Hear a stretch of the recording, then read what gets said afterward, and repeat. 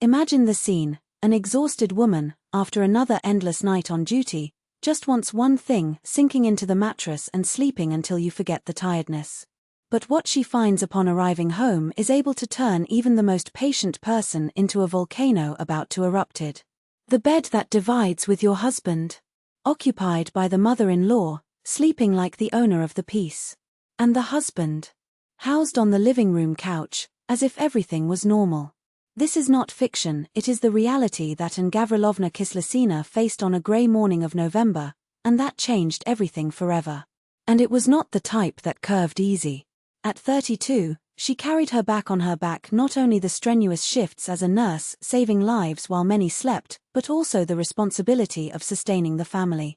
While she was running out between shifts and accounts, her Maximum husband worked in a poorly paid job and lived complaining about her life as if she were the victim of a cruel destination. But Enter's true patience test had a name and surname: Jana Borisovna, the mother-in-law. A 58-year-old woman who acted as if her house was her, appearing without warning, criticizing from the seasoning of food to the way she raised her 5-year-old son.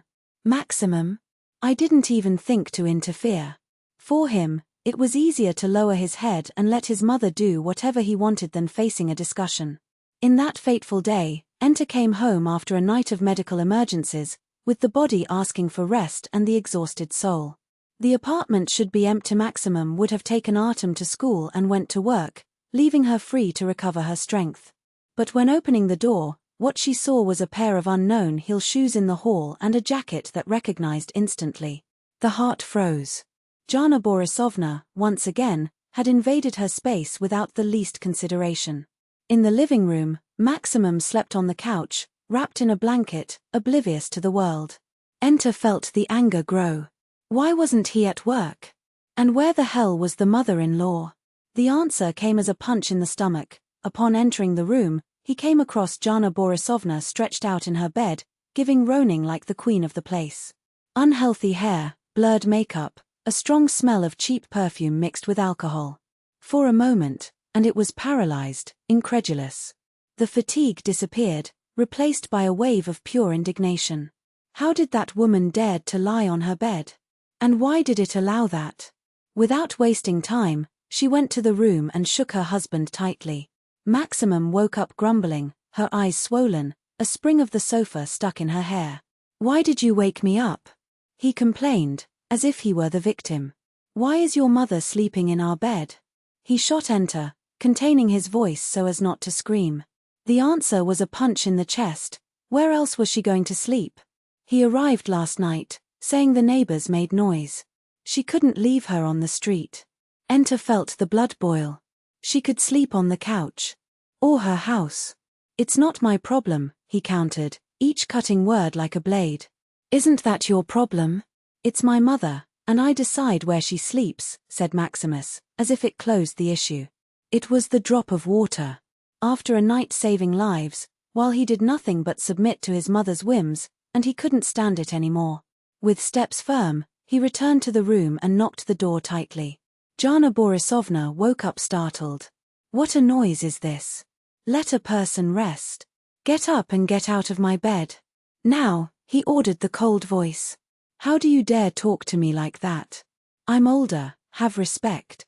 The mother-in-law ruled out. "I respect if it conquers.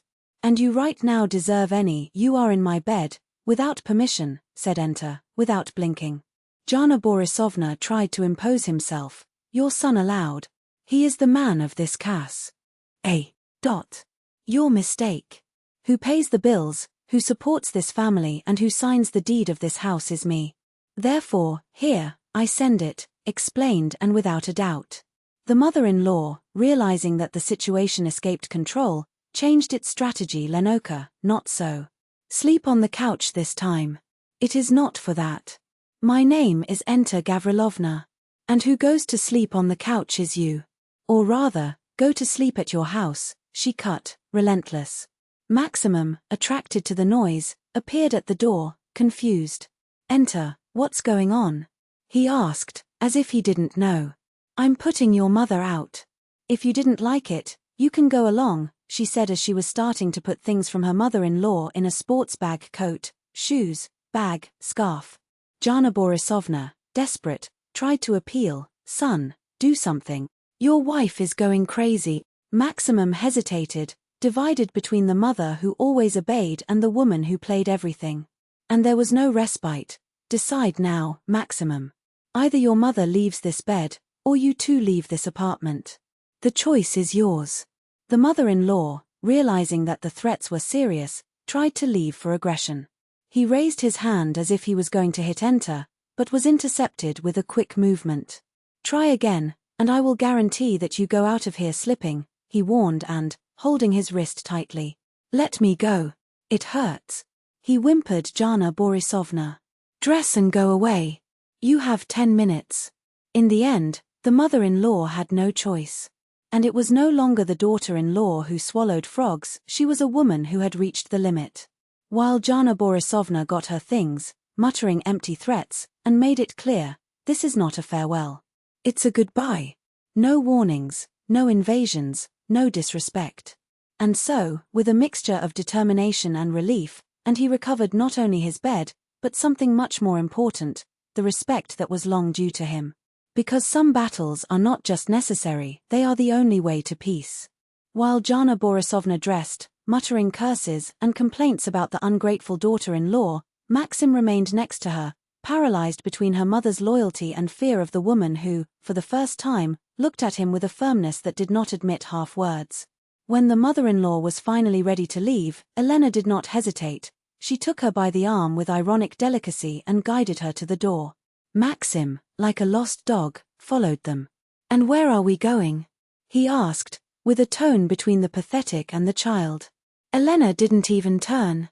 "This is your problem. Maybe for Mom's house, as she is clearly worth more than your own family." With a dry gesture, he opened the door and, without ceremonies, pushed both into the corridor. Jana Borisovna's outraged scream echoed by the walls, but was drowned out by the sound of the door knocking hard.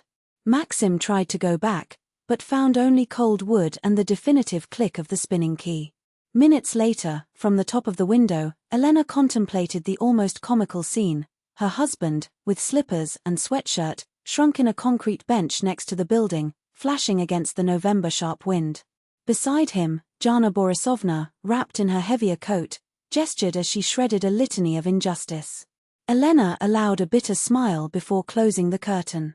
For the first time in months, silence reigned in his house, a silence that was worth 1,000 excuses. She slept until nightfall. When he woke up, the first instinct was to spy through the window. There they were, still in the same bank, now surrounded by curious neighboring that, with avid glances, absorbed every detail of the family drama as if it were a live soap opera. Elena prepared dinner calmly, ate alone, watched a movie. At 9 at night, the bell rang. She knew who it was, but was no hurry. "Elena, open, please. My mother is gone. And you, where was all day?" Maxim's voice sounded abarty. Almost childish. "On the street, sitting," came the answer. "And did you like it?" A silence. "Elena, for that, I'm freezing." She opened the door, and what she saw was the perfect image of defeat. Purplish lips, red nose, the body shaking inside a thin shirt and the same slippers with which she had expelled him. "Now do you know what it's like to be thrown out of your own house?" he asked, crossing his arms. "Yes. I'm sorry." "Why, exactly?" "For letting my mother sleep in our bed. Because she was rude to you." Elena let him in, but the conversation was just beginning. "Maxim, you'll understand one thing now. I work, make money, paid for this apartment and support this family. I will not tolerate disrespect, neither your mother nor you. From today, she does not put your feet here without my consent. If you want to see her, let it be in neutral territory or in her house. Understanding?" He nodded, noticing for the first time that the woman in front of him was no longer the same, that she swallowed frogs in silence. "And more, if you choose your mother instead of me again, you can go to live with her. I won't play a man who doesn't respect me." In the following days, Jana Borisovna tried everything: crying connections, messages about fragile health, emotional blackmail to see the grandson. But Elena was a fortress. No warning, no entry. When the mother-in-law appeared without an invitation, she knocked on the door for half an hour, shouting that she knew they were at home until the neighbors, tired of the scandal, threatened to call the police. The visits stopped. Maxim, in turn, was slow to adjust. At first he was still with his mother, repeating the same standards as usual. Until Elena discovered, and the ultimatum was clear: or you stop gossiping about our lives with her, or our marriage ends. The prospect of being homeless and without the woman who supported him was like a bucket of cold water. For the first time, he understood that she didn't blush. Jana Borisovna, however, didn't give up so easy. He tried to recruit relatives, painting Elena as the villain of history. But his complaints fell into the void. "Jean, would you let your mother-in-law sleep in your bed?" asked her own sister, remembering how, years ago, she had thrown her mother-in-law herself when Maxim was a child. The silence that followed was eloquent. Family women, one by one, began to see Elena not like the witch of Jana's narrative, but as someone who had finally put boundaries where they should always have existed.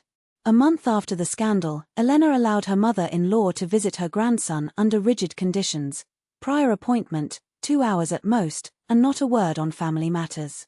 Jana Borisovna accepted, swallowing pride, because the desire to see her grandson was greater than her stubbornness. The first visit was tense but civilized. Without criticism, no advice not requested. Even Maxim changed. He got a second job, began to help more at home, as if he finally understood that the privilege of being kept had a price, and that price was respect. Elena kept grudge, but her borders were non-negotiable. Your home, your rules. Who did not like to settle on the bench outside, regardless of the weather? A year later, family dynamics had become. Maxim was a more present husband and father. Jana Borisovna had learned to measure words. And Elena? She had discovered a simple but powerful truth: sometimes you need to let people feel the cold of the street so that they value the warmth of a home. The story of the day he mother-in-law and son frozen on the sidewalk became legend in the building. The neighbors still laughed to see Jana Borisovna pass, now with a contained smile and respect that she had never shown before. As for Elena, her name became synonymous with one thing: authority.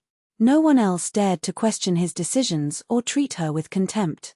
Because she had proved, without shadow of used, who was willing to defend his territory, it costs what it costs.